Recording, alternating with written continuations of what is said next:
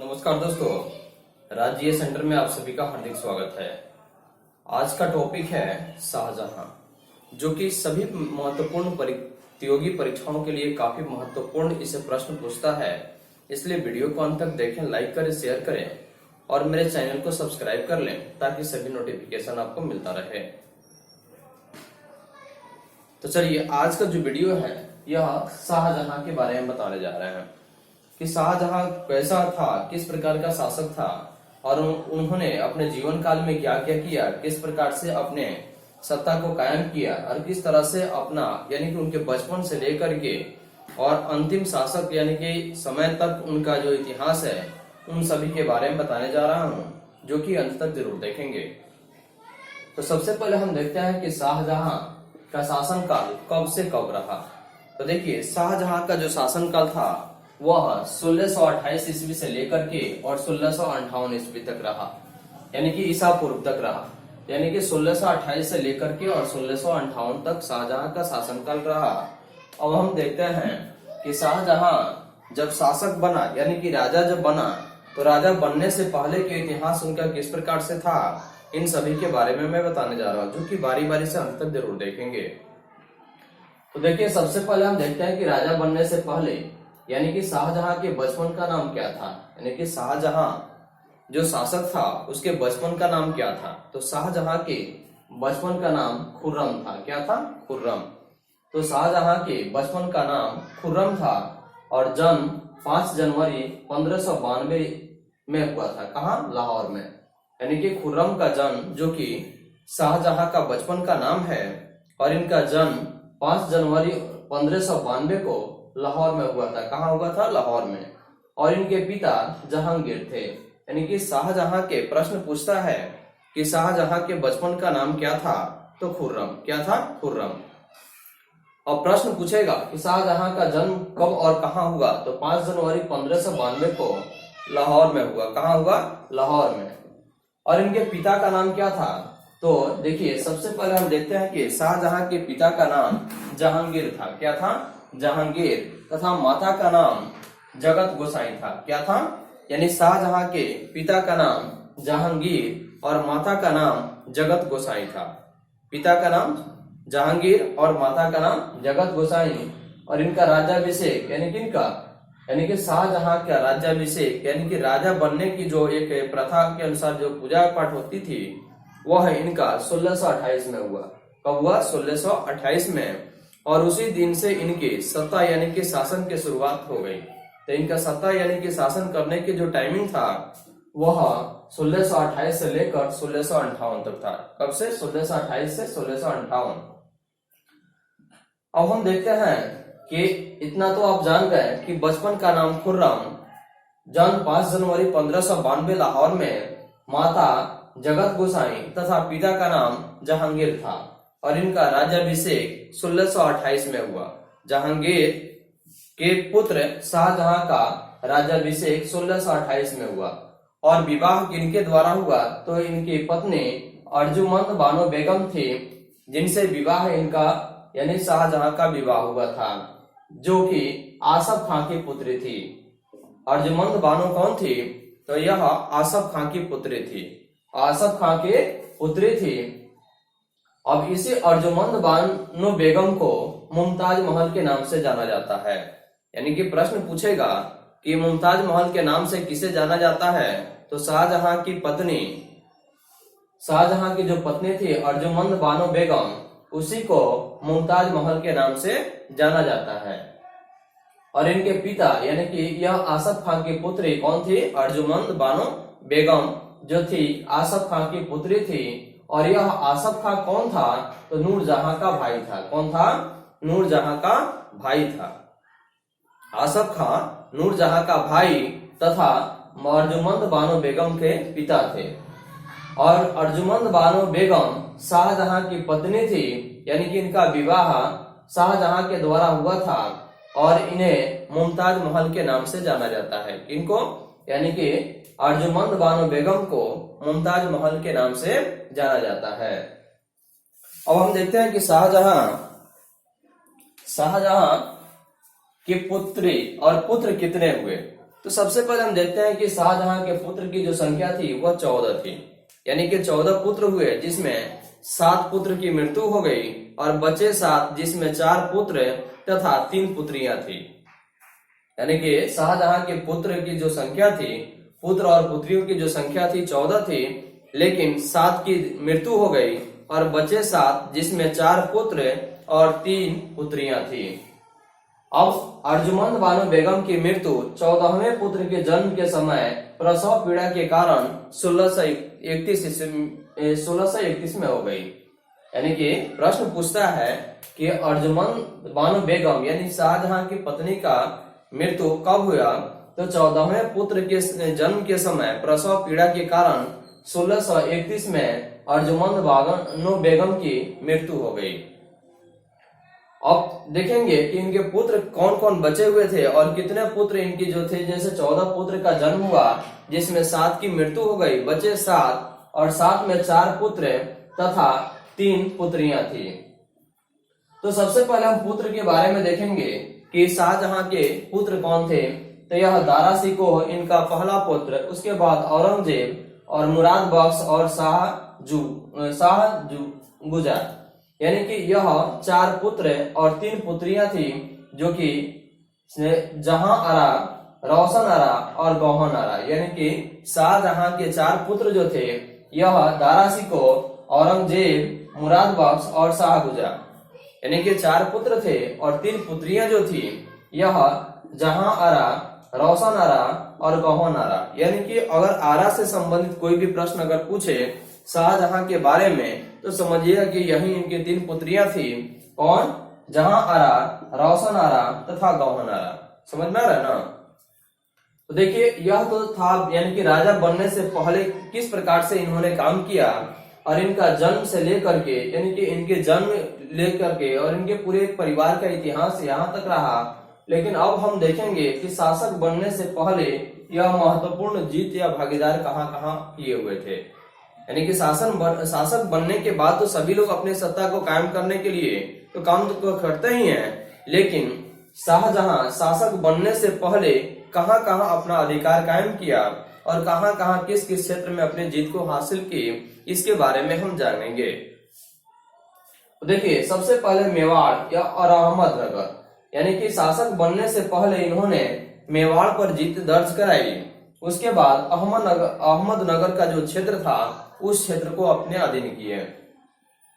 अब हम देखते हैं कि जहांगीर की मृत्यु के बाद जो खुसरो के पुत्र जो दावर बख्श था, उसको शासक बना दिया गया, क्योंकि यानी कि मेवाड़ का जो शासक था वह तो मारा गया, लेकिन यह जो शाहजहां के पहले, यानी शाहजहां वहां पे विराजमान नहीं थे, तो उनके पहले यानी कि जहांगीर की मृत्यु के बाद, यानी कि जहांगीर कौन था? मेवाड़ का शासक था, और उसकी मृत्यु के बाद खुसरो के पुत्र दावर बख्श को शासक बना दिया गया। लेकिन यहाँ शाहजहां के आदेशानुसार आसफ खां के द्वारा सभी को मार दिया गया, क्योंकि यह वहां का शासक बनना चाहता था शाहजहां, इसलिए वह आदेश दे दिया, क्योंकि वह तो वहां विराजमान मेवाड़ में था नहीं, लेकिन उसने आदेश दे दिया किसको? आसफ खां को, कि जितने भी वहां के मतलब शासक बनने, उत्तराधिकार बनने के लिए जितने भी ललक में हैं, उत्सुक हैं, वे सबको मार दिया जाए। तो इस तरह से आसफ खां के द्वारा सभी को मार दिया गया। और यह किसके आदेश पर? शाहजहां के आदेश पर। किसके आदेश पर? शाहजहां के आदेश पर यह आसफ खां के द्वारा जितने भी राज्याभिषेक, क्योंकि मेवाड़ के जो शासक जहांगीर जो थे, उनकी मृत्यु के बाद में वह चाहता था शाहजहां कि हम मेवाड़ का शासक बने, मेवाड़ का सत्ता मेरे हाथों में रहे, इसलिए अपने आदेश के अनुसार आसफ खां के द्वारा क्या कर दिया? यानी कि सभी को मरवा दिया गया। समझ में आ रहा है ना? उसके बाद शाहजहां आगरा में राज्याभिषेक हुआ, यानी शाहजहां का आगरा में क्या हुआ? राज्याभिषेक, यानी कि राज तिलक हुआ, यानी कि राज्य की भी बागडोर इसके हाथों में मिला। कब? 1628 में शाहजहां को, यानी कि राज्याभिषेक जो हुआ यह कब हुआ? यानी कि 1628 में। कब? यानी कि राज्याभिषेक हुआ आगरा में। कहाँ हुआ? आगरा में। अब हम देखते हैं कि आगरा में जब शाहजहां के शासक बनते ही, यानी कि राज्याभिषेक होते ही आसफ खां वहां का वजीर बनाया गया। यानी कि आसफ खां कौन था? यानी कि आसफ खां जो था वह शाहजहां का ससुर था, इसलिए उसी यानी कि आदेश पर, किसके, शाहजहां के आदेश पर किसको, यानी कि जहांगीर को आगरा का राज्याभिषेक तो बना दिया गया, लेकिन उसके पहले आसफ खां के द्वारा ही मेवाड़ के जितने भी यानी कि राज्याभिषेक करने के लिए जितने भी उत्सुक बने हुए थे सबको मरवा दिया गया और आसफ खां को वहां का वजीर बना दिया गया। जब कब, यानी कि शाहजहां जब राज्याभिषेक हुआ आगरा में, उसके बाद में आसफ खां वहां का वजीर बन गया। तो वजीर का मतलब होता है प्रधानमंत्री। क्या होता है वजीर का मतलब? क्या होता है? प्रधानमंत्री। तो इस तरह से आपके परीक्षा में सबसे इंपॉर्टेंट शाहजहां के शासक बनने से पहले के जो भी महत्वपूर्ण प्रश्न पूछेंगे वे सारे के सारे यहाँ से आपका कवर हो जाएंगे, इसलिए इसको अंत तक जरूर देखेंगे। अब एक बार देख लिए। सबसे पहले बचपन का नाम, शाहजहां के बचपन का नाम खुर्रम था। शाहजहां का जन्म कब हुआ? 5 जनवरी 1592 को। शाहजहां का जन्म कहाँ हुआ? लाहौर में। कहाँ हुआ? लाहौर में। उसके बाद प्रश्न पूछेगा शाहजहां के पिता का नाम क्या था? तो जहांगीर, यानी कि शाहजहां के पिता का नाम क्या था? जहांगीर। क्या था? जहांगीर। और माता का नाम क्या था? जगत गोसाई। शाहजहां के माता का नाम क्या था? जगत गोसाई। अब देखेंगे कि शाहजहां का राज्याभिषेक कब हुआ? तो 1628 में। कब हुआ? 1628 में। शाहजहां का राज्याभिषेक कब हुआ? 1628 में। कहाँ हुआ? आगरा में हुआ। कहाँ हुआ? आगरा में हुआ। उसके बाद हम देखते हैं कि इसका विवाह, यानी शाहजहां का विवाह किसके द्वारा हुआ? तो शाहजहां का विवाह अर्जुमंद बानो बेगम से हुआ, जो कि बाद में मुमताज महल के नाम से प्रसिद्ध हुई। मुमताज महल के नाम से जाना जाता है। और अर्जुमंद बानो बेगम के पिता का नाम आसफ खां था, जो कि नूरजहां का भाई था। कौन था? नूरजहां का भाई था।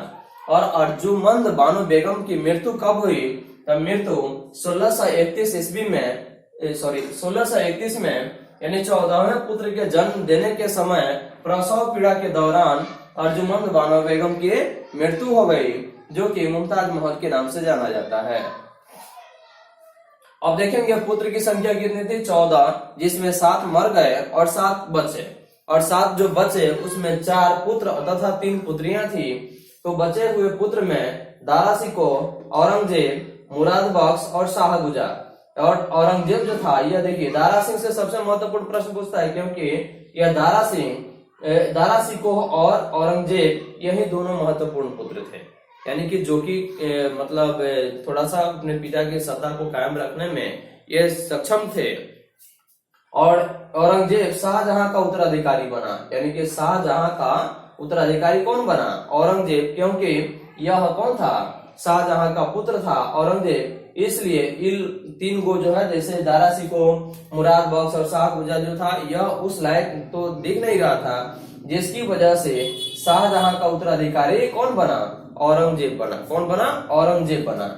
और यह देखिए मुराद बख्श को गुजरात का सूबेदार बना दिया गया, यानी कि सबको, जितने भी पुत्र थे ना, सबको कहीं ना कहीं छोटे छोटे स्थान में, छोटे छोटे राज्य के लिए उनको उत्तराधिकार बना दिया गया, ताकि वहीं से अपनी इस सत्ता को कायम करने के लिए, यानी कि मतलब राजनीति यानी कि जो भी है उसे समझने के लिए इन्होंने क्या कर दिया, यानी कि छोटे छोटे प्रांत का शासक बना दिया, ताकि इनका अनुभव बढ़ता जाए और आगे चल करके यह बड़े राज्य पर अपना साम्राज्य स्थापित कर लें। इस तरह से मुराद बख्श को गुजरात का सूबेदार बना दिया गया। अब देखिए 4 पुत्र और 3 पुत्रियां, जिसमें पहला पुत्री जहां आरा, दूसरा रोशन आरा और तीसरा गौहन आरा, जो कि आरा से संबंधित अगर प्रश्न पूछे तो आप आसानी से बता सकते हैं। तो यह रहा शासक बनने से पहले। अब हम देखेंगे कि शासक बनने के बाद इन्होंने क्या क्या किया।